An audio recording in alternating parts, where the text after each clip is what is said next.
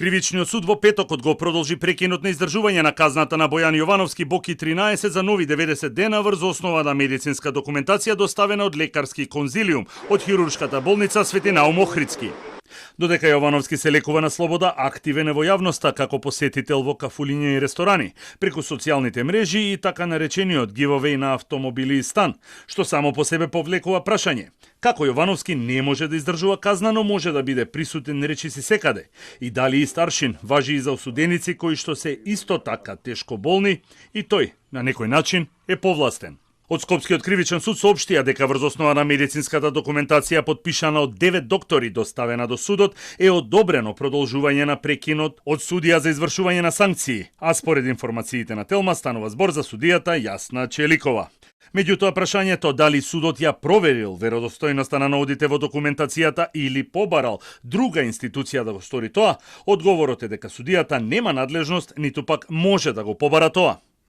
Судијата за извршување на санкции постапува согласно одредбите од Законот за извршување санкции, како таксативно се наведени неговите надлежности и нема законски можности да утврдува, да докажува, ниту да вештачи.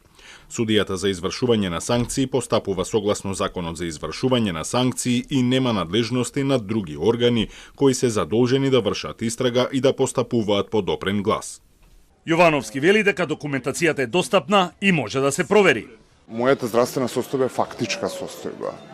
Значи може да има уште 100 независни анализи и вештачења кои што ќе потврдат истото, верувајте ми, дека не станува збор за никакво фингирање на здравствена состојба и злоупотреба на мојата здравствена состојба за јас да имам олеснување при издржување на казната.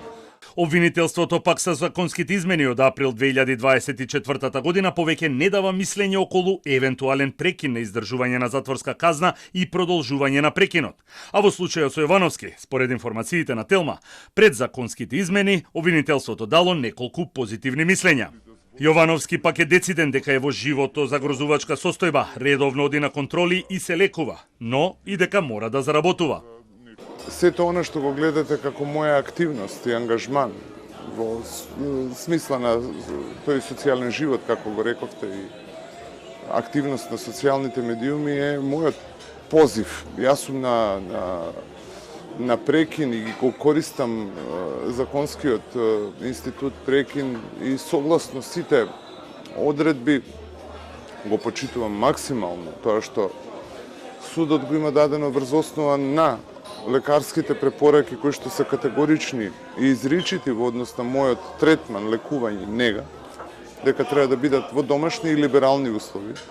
Ја не сум, нити моето семејство сме мултимилионери, нити сме биле, за да можам јас да си бидам на прекин и да си седам дома и да ништо да не работам.